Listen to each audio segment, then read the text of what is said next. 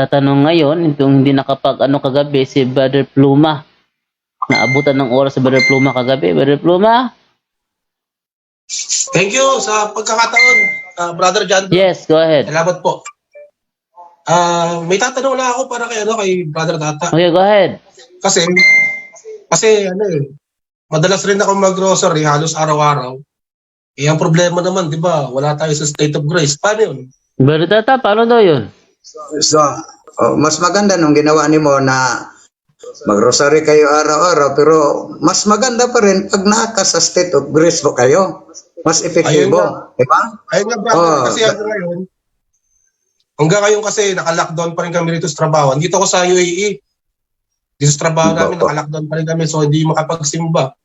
So pansamantala, muna yung ginagawa ko, mag-grocery araw-araw. Okay, patuloy mo na lang. State of grace. Patuloy mo lang kapatid. Pagdasal yung mga sala mo, pero mas maganda, makauwi kayo, mother ko po kayo ng kumpisal. Ayun nga, makapagkumpisan. Kasi matagal na rin ako din nakapagkumpisan. Naling kumpisan ko, nung kinasal pa ako eh. Opo, ayun, isa na yun. You just imagine, matagal na.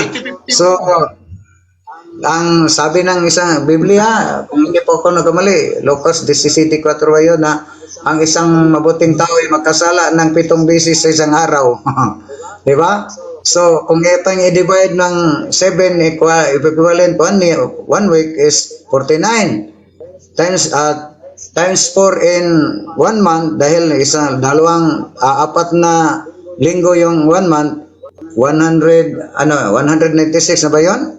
Times 12 mo yung 196 more or less mayroon kayong more than 2,000 na mga kasalanan kahit na mag-claim tayo sa ating sarili na mabuting tao po tayo dahil hindi po tayo makaiwas sa mga kasalanan. Yung mabuting tao magkasala 7 beses sa isang araw. So, mas maganda siguro yun ang sa ating katekism by Moro na ni-require po tayo lahat ng mga Katoliko kahit Pope, Cardinals, Bishops, Priests na magkumpisal once a year. Pero may karugtong, Batakod Katolik hindi lang once a year. Kung pwede once a month or even once a week. Katulad ni Padre Pio, Saint Padre Pio.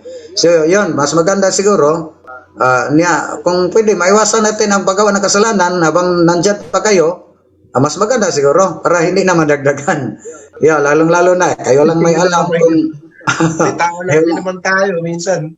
Diba, sa pananalita natin ganyan. Kasama natin sa trabaho minsan may mga nasasabi tayong hindi maganda, syempre. Kasalanan din yan, di ba? Opo. Pero mas maganda, huwag kang hinto sa pag-rosary.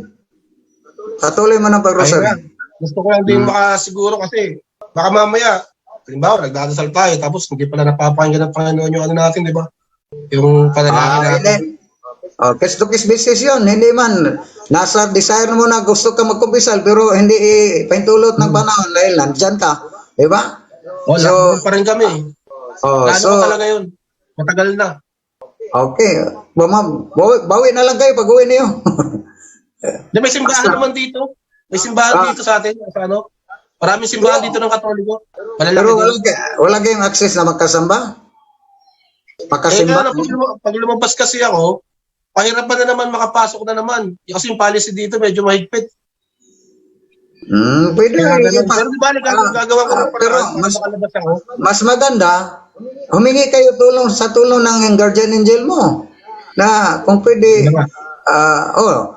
humingi kayo ng tulong ng guardian angel mo na pag lang may chance po kayo makalapit ng pare ninyo dyan na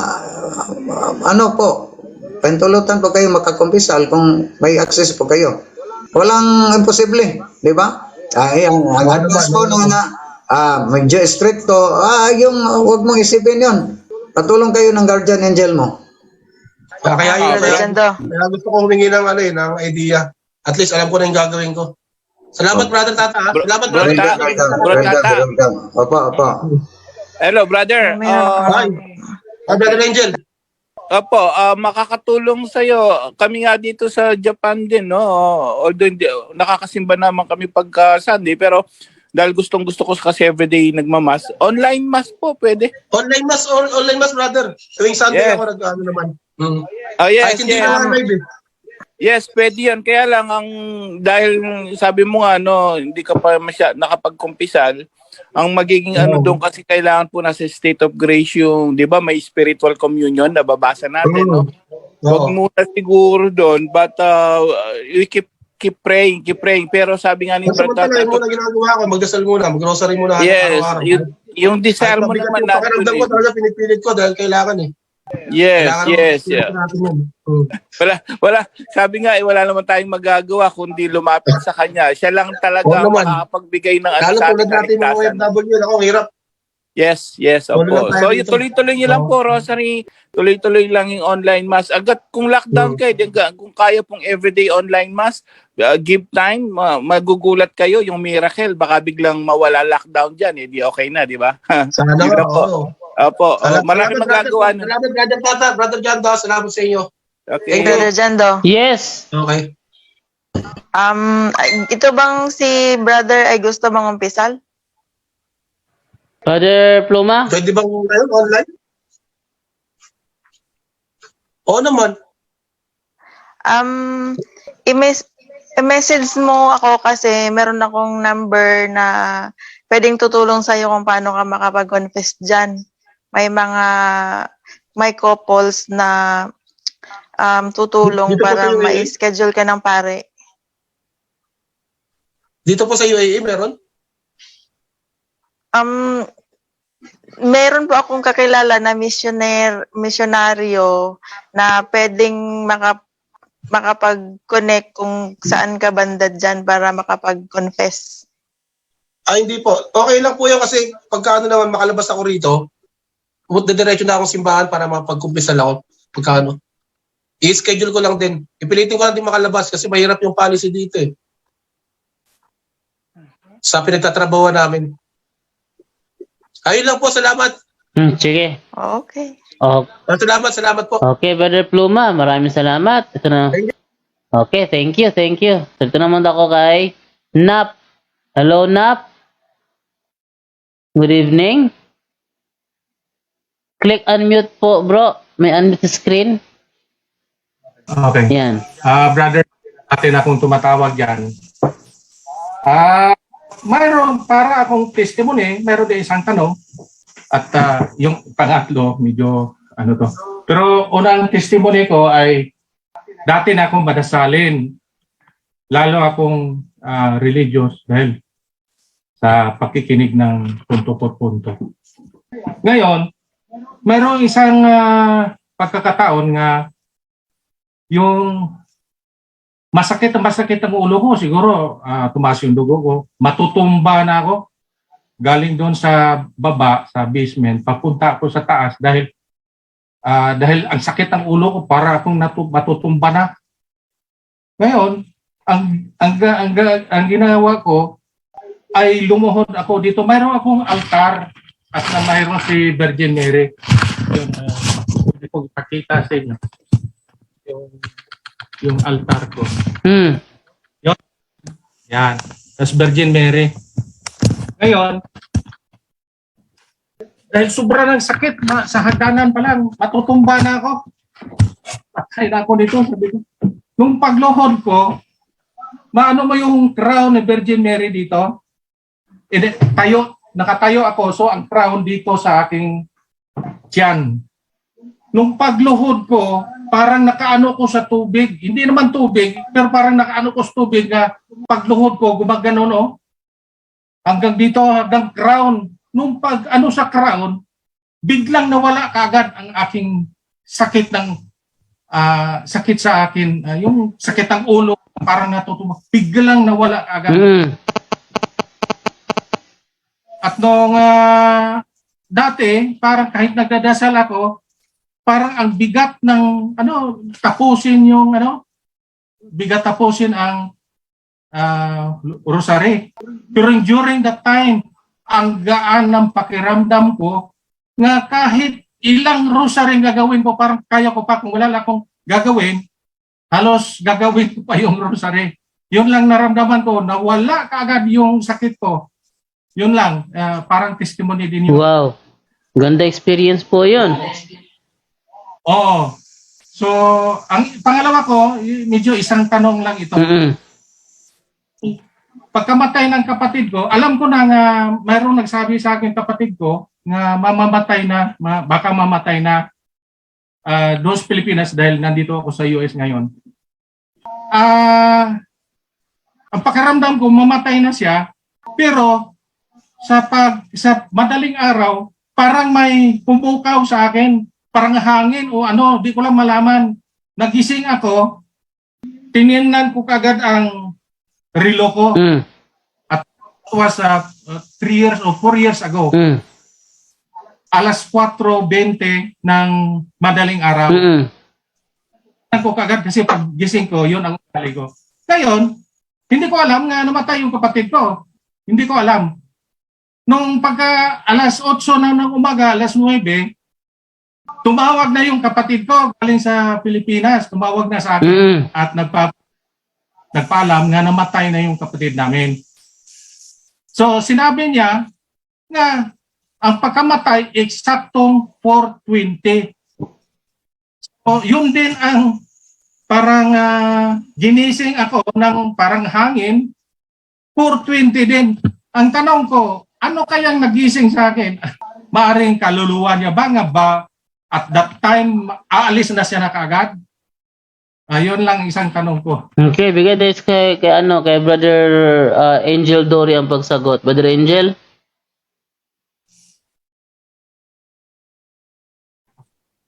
Hello po. Okay, Ah, go ahead. well, Hello, brother. hello po, good evening po or good morning dyan. Good morning sa dito sa amin.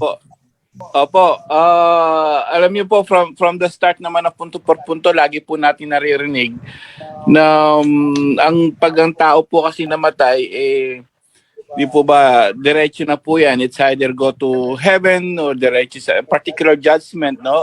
Hebreo chapter 9 verse 27.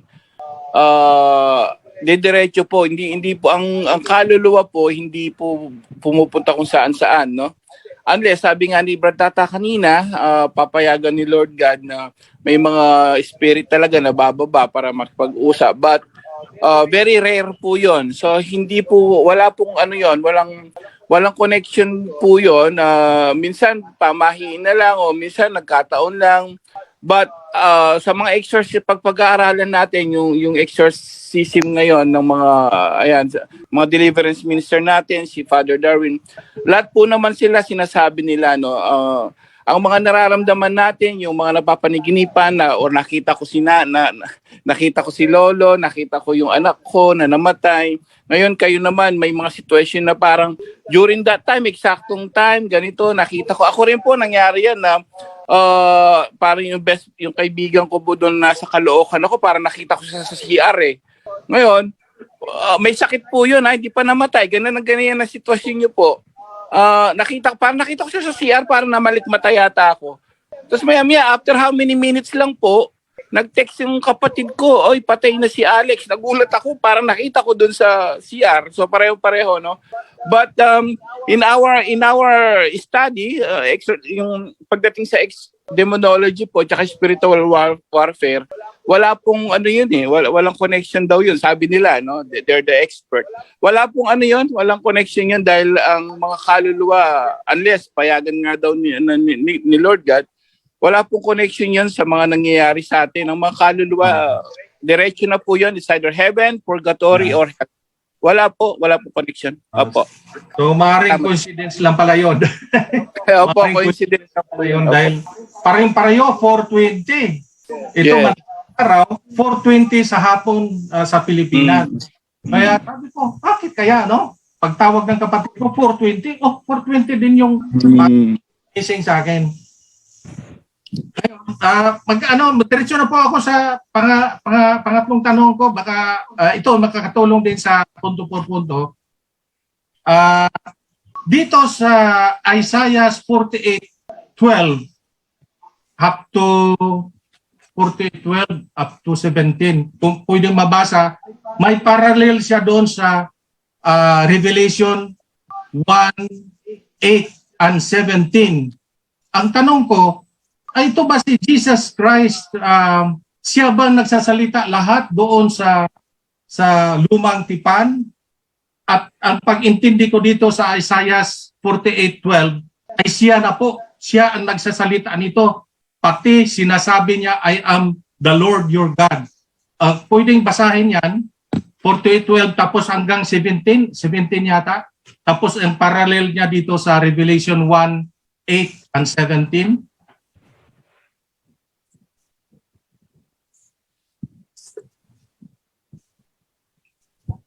Bro Jando? Okay. Okay, so ito sa babasahin ko sabi dito is, makinig kayo sa akin, kayong mga taga-Israel na aking pinili. Ako ang Diyos, ako ang pasimula at wakas ng lahat. Ako ang naglagay ng pundasyon ng mundo at ako rin ang nagladlad ng langit. Kapag nag-utos ako sa mga ito, ito'y sumusunod.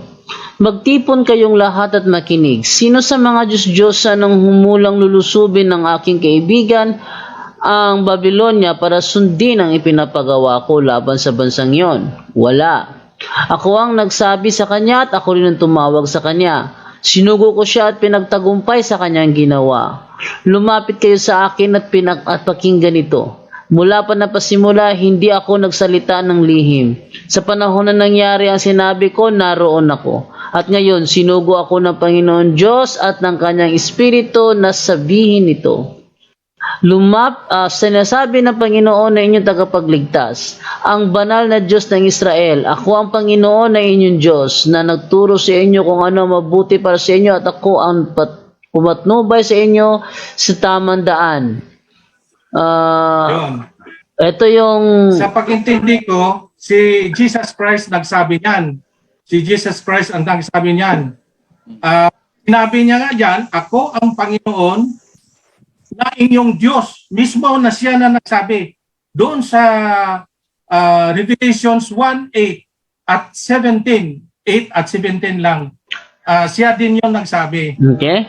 Ang Panginoon Diyos ang makapangyarihan sa lahat. Kung ano siya noon, ganun din siya ngayon at maging sa hinaharap. Kaya sinabi niya, ako ang Alpha at ang Omega. Nang makita ko siya, napahandusay ako na parang patay sa kanyang paanan. Ipinato niya agad ang kanang kamay niya sa akin at sinabi, huwag kang matakot, ako ang simula at ang katapusan. So ang tanong mo dito? Ang tanong ko, kung ang Panginoong Hesus ba ang nagsabi doon sa buong lumang tipan o portion lang na pag-intindi ko dyan sa Isaias, siya ang nagsasabi. Kagaya din yun sa pahayag 1:8 at 17. Sige, bigyan natin ng pasagot kay Brother Junre. Brother Junre? Yes, Bro Jando. Tandaan po natin palagi sa Old Testament, walang specific kung sino ang nagsabi. Pag sinabi lang Diyos, Panginoon, or Yahweh. So para maunawaan po natin, in theology, meron pong tinatawag theandric activity of the Holy Trinity. What does that mean? The act of one is the act of all. So ano hong gawa ng Ama, yun ang ginagawa ng Anak, yun din ang gawain ng Espiritu Santo. Yun doon kasi sila nagkakaisa yung kanilang pagiging Diyos, yung kanilang nature ba. Kaya nga sabi ng Panginoong Jesucristo, John 10:30, ako at ang Ama ay isa. So hindi specific doon sa Isaiah kung sino ba talaga nagsabi. Ang sinabi doon, ako ang Panginoon, ang Diyos. So it refers to the Holy Trinity. Hindi sinong persona ang binanggit lang doon. Kasi walang specific Remember, theandric activity means the act of one is the act of all. Yan po ang aral natin. However, dito sa 1:8 yan, specific ko yan kay Panginoong Jesucristo. Bilang isa sa tatlong persona, hayag na kasi sa New Testament yung the second divine person, sa kanyang pagka-incarnation, hayag na siya. Siya ay may pagkakakilanlan na. Kaya diyan sa pahayag 1:8, tumutukoy yan sa ating Panginoong Jesucristo na katulad siya ng nature ng kanyang Ama. Kaya nga mali ang mga iglesia ni Kristo na sinabi si Kristo ay hindi Diyos. Dahil hayag po yan, 1:8 ng pahayag at 22, I am the Alpha and Omega. Ang Panginoong Jesucristo nagsabi niyan. At kung sa gawa ang ibig mong sabihin, sa Mateo ba yun, 5:19 hanggang 21, na sinabi ng Panginoong Jesucristo, ang aking ginawa ay siya ring ginawa ng aking ama. So iisa nga sila ng gawain, no? Yun lang ating pwedeng isagot mo dyan, no? Again, Tiandric activity, the act Okay. of one is the act of all. Brother Nap? Kasi brother, sa 16 sa Isaiah 48:16, kaya sinabi ko nga si Jesucristo ang nagsabi, dahil sa 16, come near to me and hear this, not from the beginning did I speak it in secret. At the time it comes to pass, I am present. Now the Lord God has sent me. So Jesus mismo nagsabi, now the Lord God has sent me and His Spirit. Ang nagsabi niyan, bro, kung iintindihin mo yung konteksto, si Isaiah nagsabi niyan, the Lord God sent me. Pinadala sa Isaiah ng Diyos. Hindi ang Diyos nagpadala sa Diyos, no, na Lord God na ganyan. Dahil ang pag-intindi ko, si Jesus Christ nagsalita. Kung iintindihin mo yung teksto sa 16, si Isaiah yun nagsabi, pinadala siya ng Panginoong Diyos. However, kung sinong Diyos yan, again, Tiandric activity, palagi natin yan, no, sa theology, the act of one is the act of all. Tiandric activity po yan. Okay. Thank you, Brother Nap. Thank you. Okay. Alas 10 na po. Kaya doon po sa mga naabutan po ng oras, pasensya na po kayo. At doon naman sa atin sa comment section, may nanggugulo na naman sa ating comment section na itong si Manding. Manding, ikaw na nandyan sa comment section, kahit na anong gawin mo, hindi mo na mapapalipat sa iglesyang tatag ng tao ang mga nandito. Yung iglesia nyo, tatag ng lang tao, nakarehistro, pumirma ang founder, hindi lilipat ang tagapanood ng dating ng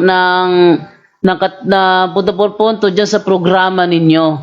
Kaya wag ka kung hindi ka pinapansin ni Rason, mas maganda magpapansin ka sa kanya, wag sa amin. Dahil kahit na anong gawin mo, Brother Manding, hindi mo na maaakit ang mga miyembro namin na lumipat sa iglesyang tatag lang ng tao. Kung ikaw ay ang MCGI, hindi sila lilipat sa iglesyang lumitaw lang nung lumaya si Eli Soriano kay Nicolas Perez. Kung ikaw ay INC, hindi sila lilipat sa iglesyang lumitaw lang nung ipinarehistro ni Felix Manalo noong July 27, 1914. Kung ikaw naman ay Seventh-day Adventist, hindi rin nilipat ang mga miyembro namin sa iglesyang lumitaw lang nung nagkamali si William Miller ng hula. Kung ikaw naman ay Mormon, hindi lilipat ng aming miyembro doon sa iglesia dahil sa iglesia kung saan nakahukay lang ng golden tablet itong si Joseph Smith. Kung saan ka man na iglesyang tatag lang ng tao, dyan ka na lang. O ikaw ay MCGI, mas maganda, payo ko sa'yo, doon ka kay Daniel Rason magpapansin at hindi sa amin. Wala kang mapapala dito. Matitibay ang mga Katoliko nanonood sa amin. Natututo silang sumagot sa mga aligasyon, sa mga atake ninyo. Yung mga walang katuturan ninyong mga tanong, ulitin ko ha. Kami mga Katoliko, hindi kami Bible alone. Hindi mo kami maikukulong sa saang talata mababasa. Hindi mo kami maikukulong dyan dahil malawak ang mundo namin, dahil ang aming haligid sa ligad ng katotohanan ng iglesia. Kapag sinabi ng aming iglesia, magdasal tayo ng rosaryo, whether you like it or not, sabi ni Kristo, ano man ang ipahintulot nyo sa lupa, gaya ng pagdasal ng rosaryo, ipapahintulot ko sa langit. Kaya Manding, huwag ka nang umasa pa. Okay? Kung ikaw na nandyan sa comment section, huwag ka nang umasa pa. Wala kang mapapala rito. Butata ka lagi sa mga viewers namin. Okay? Maraming salamat po sa inyong lahat. At sa mga hindi naabutan ng ating programa, ay meron pa naman bukas, para sa inyo. At salamat po doon kay Brother Nap sa kanyang pagtatanong. Ano yung tanong niya? Teka, okay. So, kailangan na po natin na magtapos. May huling mensahe ba si Brother Tata? Brother Tata?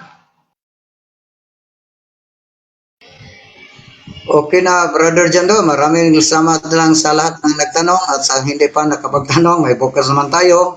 Dahil limited lang po ang ating oras. Pero anyanyahan mo natin sila lahat, Brother Jando, na magsuporta po sa ating channel, sa Punto por Punto at sa iyo, sa akin, Brother Wendell, Brother Angel, Brother Romel, at sino pa, Brother Edgar.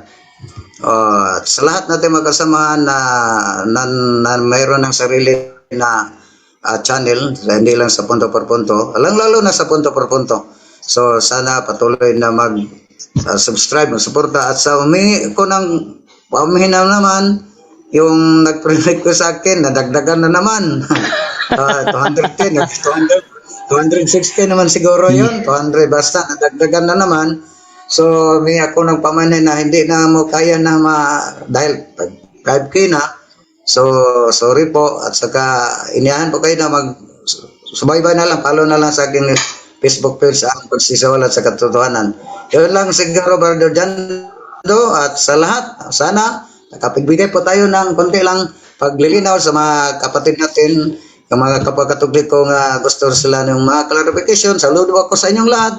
Dahil po, dito po kayo nagtanong sa punto por punto, hindi po kayo nagtanong ng iba't ibang mga pastor ng sekta dahil padinggoy po kayo doon dito sa punto por punto kay ilalatag natin kung ano po ang katotohanan para po tayo, gabay natin para tayo makamit natin ang tunay na kaligtasan. Yun lang, Brother Jando, maraming salamat sa pagkakataon. Okay, thank you, Brother Tata. Dito na po tayo sa ating closing prayer sa gabing ito. Sa ngalan ng Ama, ng Anak, at ng Espiritu Santo.